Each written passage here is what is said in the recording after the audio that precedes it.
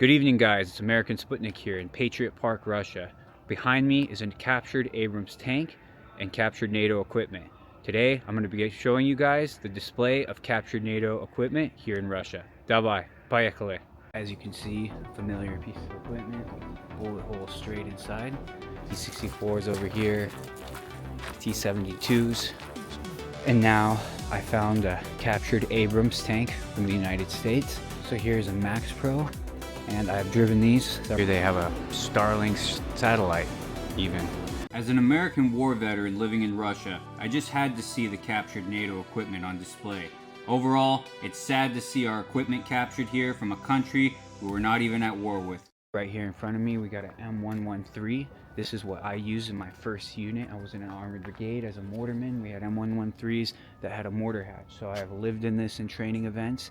I have used these for months on end. Slept in the desert and everything with them, but we had a mortar in the back that would pop up.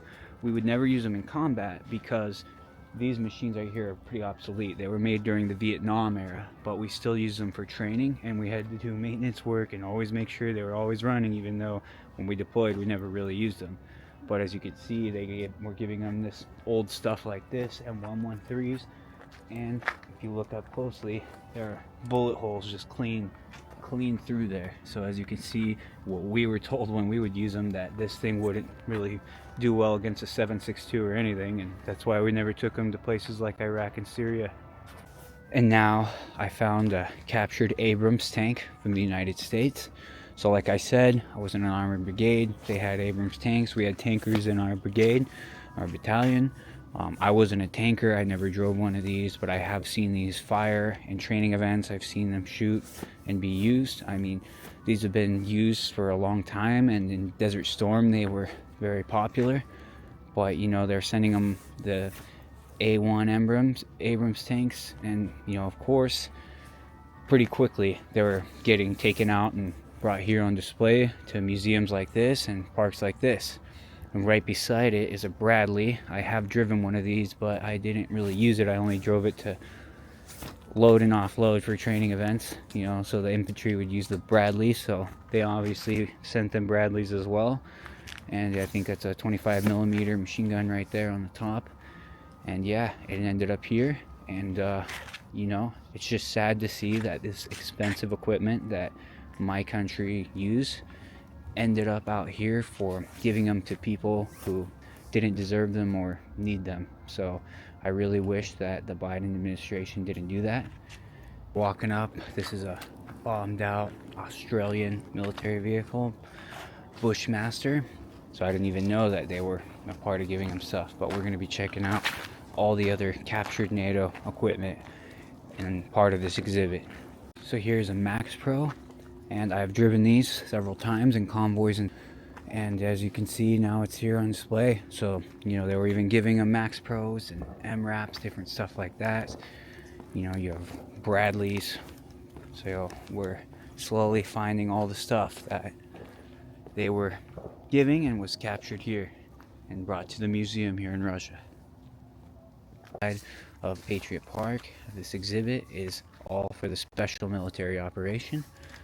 And they have a very interesting exhibit. They also have a Syria exhibit. They have an Afghanistan one, I believe. Those ones were closed today. But this is the special military operation, and it is Swedish vehicles that were captured, tanks, personnel carriers, German. Obviously, there's plenty of German ones as well. So, you know, we got another M113 up here. So yeah, as you can see, there are so many different things, a lot of things that I am familiar with seeing on display here at this park. So my opinion about all this is it's just really upsetting, you know, what the Biden administration did, how he, you know, funded and, you know, wasted American taxpayers' money and wasted our military arsenal, sending them to a proxy. And you know, it's unfortunate that the US loves to support their proxies, right? Everything they've done since Afghanistan, I mean, you know, we ended up fighting with Afghanistan for about 20 years after the Soviets did. And they did the same thing with Ukraine. And here's the result. You know, their equipment, NATO's equipment, ends up here. And they got nowhere. They just wasted people's money. They wasted people's lives and time.